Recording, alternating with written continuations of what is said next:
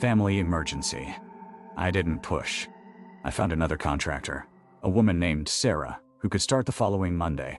Sarah lasted 3 days. On day 2, she texted me a photo of the master bedroom closet.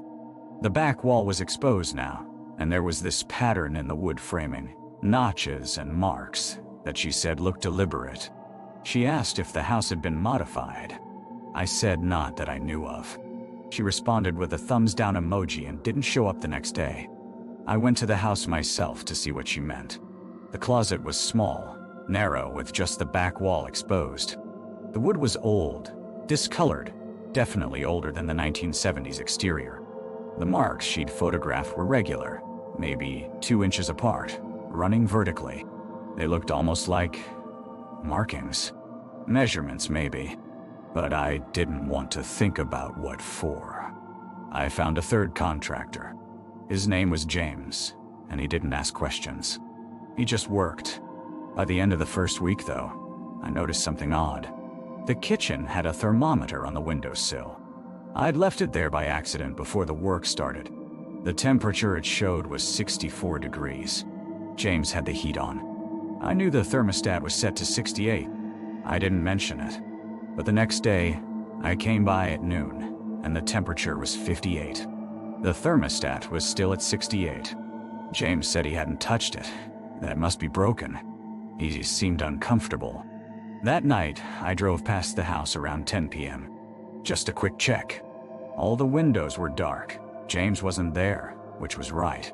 But the exterior light above the front door was on. I was sure I'd turned it off that morning. I went inside to turn it off, and I noticed the smell was stronger. Much stronger. That old paper smell. But underneath it was something else. Something like leather that's been sealed away. I went upstairs. I don't know why. The master bedroom was where most of the work was happening. The drywall had been stripped, leaving just the studs and that old wood framing visible. The closet was completely open now, the back wall fully exposed. That's when I saw the writing.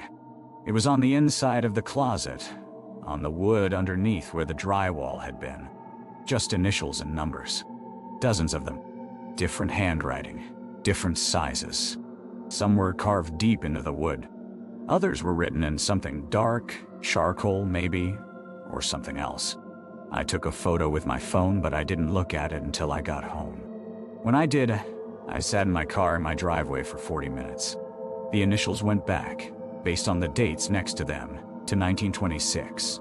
I called James the next morning and told him the project was on hold. He didn't argue.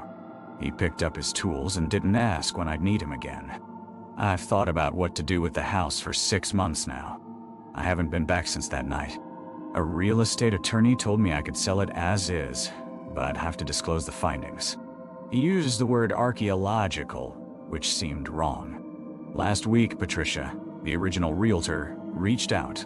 She was checking in, she said, seeing if I'd made any decisions. I didn't respond, but I did drive by the property. Not stopping, just passing on the road. Someone had put a new for sale sign up. The price was even lower than what I'd paid.